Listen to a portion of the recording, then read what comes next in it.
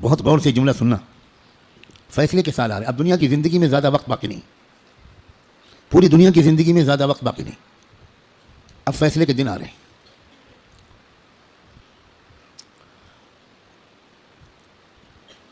پہلے جیسا اب زمانہ نہیں ہے. ایک ایک دن جو گزر رہا ہے یہ فیصلے کے دن سے ہمیں قریب کر رہا ہے. اور فیصلے کے دن کی جو سب سے بڑی علامت ہے جب فیصلے کا دن قریب ہے وہ ہے فلسطین کے حالات. کیونکہ اب بہت بڑے بڑے واقعات ہوں گے. دجال کی آمد بھی بہت دور نہیں ہے, اور حضرت عیسیٰ کی آمد بھی بہت دور نہیں ہے, اور امام مہدی کی آمد بھی بہت دور نہیں. اب مسئلہ یہ ہے کہ اگر اب بھی ہم گناہوں کی زندگی میں لگے تو ہمیں اللہ دجال کے ساتھ کھڑا کر دے گا, توبہ کی توفیق بھی ہم سے چھین لے گا. حضرت امام مہدی کے دشمنوں کے لشکر میں ہم کھڑے ہوں گے. اب یہ دیکھو, یہ وہ وقت ہے, کچھ پتہ نہیں کس وقت اگلا قدم اٹھ جائے. جو نشانیاں اللہ کے رسول نے بتائی تھیں آخری فیصلہ کن دور کی, بڑی تیزی کے ساتھ آ رہی ہیں. اس میں ایک نشانی یہ تھی کہ بہت بھیانک جنگ ہوگی یہودیوں کے درمیان اور اصلی ایمان والوں کے درمیان. اس لیے جو کچھ اس وقت غزہ اور فلسطین میں ہو رہا ہے اس سے ہر ایمان والے کا ایمان ہزاروں گنا ہر منٹ میں بڑھنا چاہیے, اس لیے کہ وہی ہو رہا ہے جو اللہ کے رسول بتا کر گئے تھے. جس وقت وہ آپ بتا رہے تھے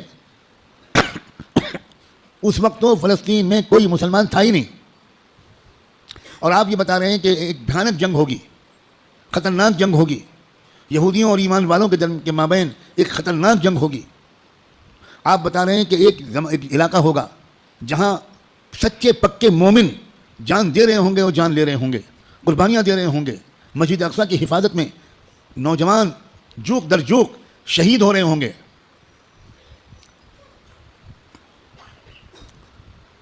اور اللہ وہاں کے مجاہدوں سے سب سے زیادہ خوش ہوگا. اصلی ایمان والے وہیں پر ہوں گے. یہاں تک کہ جب صحابہ نے پوچھا کہ یہ لوگ جن کے بارے میں آپ کہہ رہے ہیں سچے پکے مومن, یہ کہاں ہوں گے؟ آپ نے فرمایا یہ بیت المقدس اور اس کے چاروں طرف ہوں گے, مسجد اقصیٰ اور اس کے چاروں طرف ہوں گے. بالکل ٹھیک وہی جو کچھ آپ نے فرمایا تھا اس وقت وہاں ہو رہا ہے. ہم لوگ اسی زمانے میں ہیں, آپ اس سے خوش ہوں یا آپ اس سے ناراض ہوں. ہم کو اللہ نے وہی زمانہ عطا فرمایا جس میں ہم اپنی آنکھوں سے اللہ کے رسول کی بات کو سچا پکا ہوتا ہوا دیکھ رہے ہیں. تو اس وقت وہاں جو ہو رہا ہے اس سے ہر لمحے ایمان کو بڑھنا چاہیے ہمارے. یہ ہمارا ایمان کی مضبوطی کی وجہ.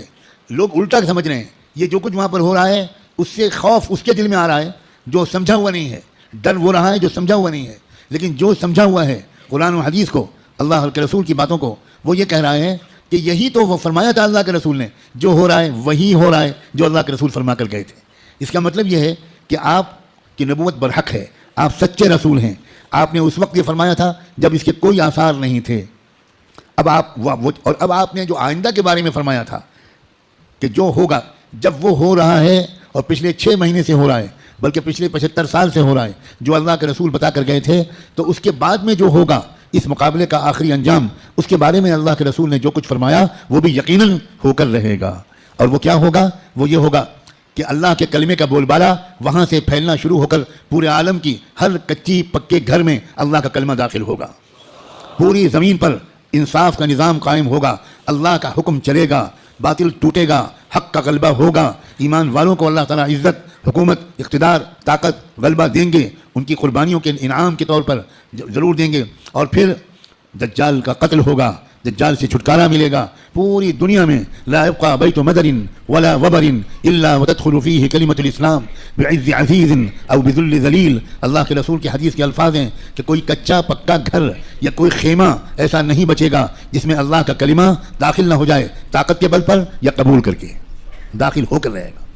اس لیے لوگوں یہ بہت چوکنا رہ کر جینے والا زمانہ ہے. اگر اسی طرح غفلت میں رہے جس طرح آپ تک جی رہے ہیں تو ہمیں خبر بھی نہیں ہوگی, اور اللہ کی طرف سے فیصلہ ہو چکا ہوگا کہ اس نالائق, فاسق, فاجر, خطاکار, گنہگار مسلمان کو میں دجال کا ساتھی بناؤں گا.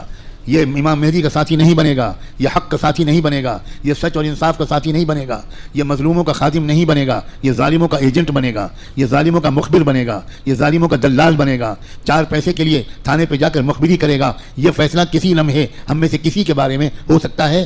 یاد رکھنا، میں نے اللہ کی توفیق سے اپنی بساط کے مطابق بہت لمبی بات کو چند جملوں میں سمیٹ کر آپ کے سامنے رکھ دیا ہے۔ قسم کھا کے کہتا ہوں، اس میں ذرا بھی مبالغہ نہیں ہے، فیصلے کا دن قریب ہے۔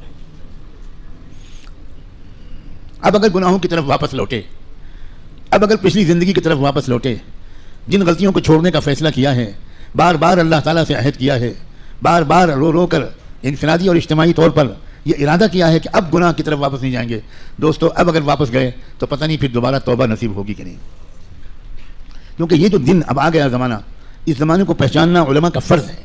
علماء کی ذمہ داری ہے کہ وہ اس دور کو پہچانیں۔ پچھلے دور کی روایتی باتوں سے کام نہیں چلے گا، اب آپ کو اکابر علماء کے پاس رہنا پڑے گا، کچھ مہینے گزارنے پڑیں گے، تربیت لینی پڑے گی، ان کا اعتماد حاصل کرنا پڑے گا۔ جب اعتماد ہوگا تب وہ آپ کو خاص خاص باتیں بتائیں گے، تب وہ آپ کو اپنے سینے کا علم منتقل کریں گے، تب آپ کو وہ امانت سونپیں گے، آپ کو ایک ذمہ داری سونپیں گے کہ بھئی کس طرح امت کے عوام اور خواص کو، امت کے مردوں اور عورتوں کو، اور خاص طور پر امت کے نوجوانوں کو کس طرح سنبھالنا ہے۔ سب سے زیادہ بنیادی بات اس وقت مجھ کو اپنے سے بھی کہنی ہے اور آپ سے بھی، وہ ہے استقامت۔ اب جمنا ہے، کہو انشاءاللہ، اب تقوی پر جمنا ہے، اب اللہ کی اطاعت پر جمنا ہے، اب گناہوں سے دور رہنا ہے، اور جیسے کوئی غلطی ہو جائے سب کام چھوڑ کے اللہ سے معافی مانگنی، دیر نہیں کرنی، کیونکہ پل پل یہ خطرہ ہے۔ جو واقعی زمانے کے تقاضوں سے واقف لوگ ہیں، وہ ہر وقت ان کا دل اس وقت فلسطین کی طرف لگا رہتا ہے، اور اس لیے کہ وہ بار بار تازہ ترین وہاں کی خبریں جاننا چاہتے ہیں کہ کہیں دجال آ تو نہیں گیا، کہیں کوئی ایسا دعویٰ تو نہیں ہو گیا۔ یہ غفلت کے ساتھ زندگی کے دن نہیں ہیں، غفلت کے ساتھ گزارنے والے دن نہیں ہیں، یہ بہت ہوشیاری کے دن ہیں۔ اور یہ بھی یاد رکھنا، الٹے سیدھے مقرروں اور مولویوں، الٹے سیدھے جو اپنے آپ کو عالم کہتے ہیں اور ہیں وہ جاہل، ان کی باتوں کے چکر میں مت آنا۔ وہ طرح طرح کی باتیں تم کو بتا کر تم کو غلط راستے پر لے جائیں گے۔ جو سچے پکے اکابرین ہیں، بڑے بڑے بزرگوں کی صحبت یافتہ، قرآن مجید کے مفسر، قرآن کو گہرائی سے سمجھنے والے، اللہ کے رسول کی منشا کو سمجھنے والے، پوری زندگی کے 24 گھنٹے اللہ کے دین کی خدمت میں گزارنے والے، جن پر وقت کے سارے بزرگوں نے اعتماد کا اظہار کیا، ان کی بات ماننا ہے۔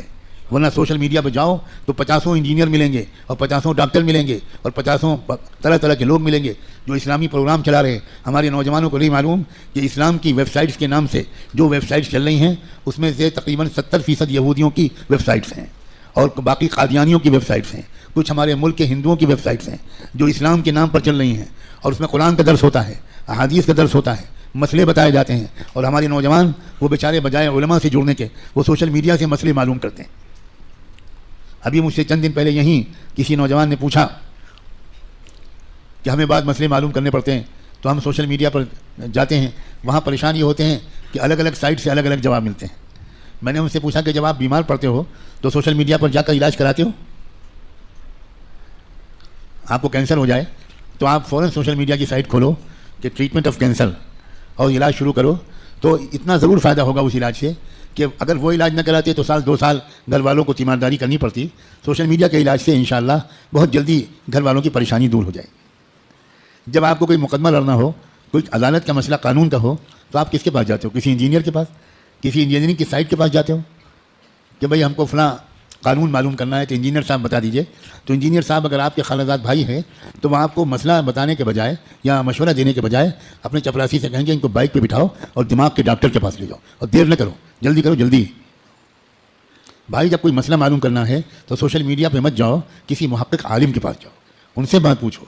اس لیے موجودہ زمانہ کیا ہے، یہ دور فتن کیا ہے، کس کس ترتیب سے فتنے آنے والے ہیں، کیا ہونے والا ہے، دنیا بھر کے حالات کیا علامتیں دکھا رہے ہیں، کیا آثار ظاہر ہو رہے ہیں، بر صغیر ہند و پاک میں کیا تبدیلیاں ہو رہی ہیں، سرزمین فلسطین میں کیا حادثے رونما ہو رہے ہیں، عالم عرب میں کیسے مشرک لوگوں کا قبضہ ہو گیا ہے، عرب حکومتیں اس وقت مندروں کا افتتاح اپنے عرب ملکوں میں کرا رہی ہیں، مندروں میں بیٹھ کر افطار پارٹیاں ہو رہی ہیں، عرب حکام کس طرح اس وقت مشرکانہ نعرے بلند کر رہے ہیں، یہ سب آخری زمانے کی علامتیں ہیں۔ اللہ کے رسول یہ تک فرما گئے تھے کہ قیامت اس وقت تک قائم نہیں ہو سکتی جب تک جزیرے عرب میں بت پرستی پھر سے نہ شروع ہو جائے۔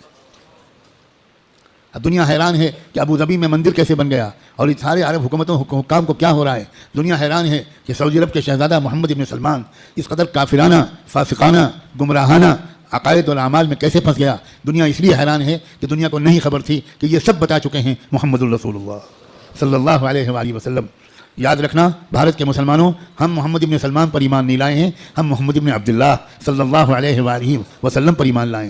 ہمارا کسی حکومت سے کوئی تعلق نہیں. اے سعودی حکومت کے گمراہ بادشاہوں، اے دبئی اور ابوظبی کے گمراہ حکمرانوں، ہمارا تم سے کوئی تعلق نہیں. ہمارا تعلق محمد مصطفیٰ احمد مجتبیٰ سے ہے، ہمارا تعلق قرآن سے ہے، ہمارا تعلق حدیث سے ہے، ہمارا تعلق حرم شریف کے جدید ہوٹلوں سے نہیں ہے. ہمارا تعلق مکے اور مدینے کے ان یادوں سے ہے، ان واقعات سے ہے جن کا سلسلہ شروع ہوا تھا محمد الرسول اللہ کی پیدائش سے، اور اس کے بعد نبوت سے، اور اس کے بعد ہجرت سے، بعثت سے، ہجرت سے، اور پھر اس کے بعد بدر سے، احد سے، حنین سے، احزاب سے، قادسیہ سے، یرموک سے. ہمارا تعلق ابوبکر صدیق سے ہے. ہمارا تعلق تم سعودی بادشاہوں سے اور حکمرانوں سے نہیں ہو. بھارت کے حکمران کسی عرب حکومت کے نمائندے نہیں ہیں. بھارت کے عوام مسلمان کسی بھی عرب حکمراں کے نمائندے نہیں ہیں. بھارت کے مسلمان غلام ہیں محمد الرسول اللہ. ہمارا رشتہ سیدھا ان سے ہے. ہم تمہارے محتاج بالکل نہیں ہیں، قطعاً نہیں ہیں. تم غلط کرو گے تو ہم غلط کہیں گے. ہمیں اس بات کا کوئی اندیشہ نہیں ہے کہ تم ہمارا ویزا بند کر دو گے، تم ہماری حاضری اس جگہ بند کر دو گے. سب کچھ اللہ کے ہاتھ میں ہے. ہمارا تعلق ایمان سے، قرآن سے.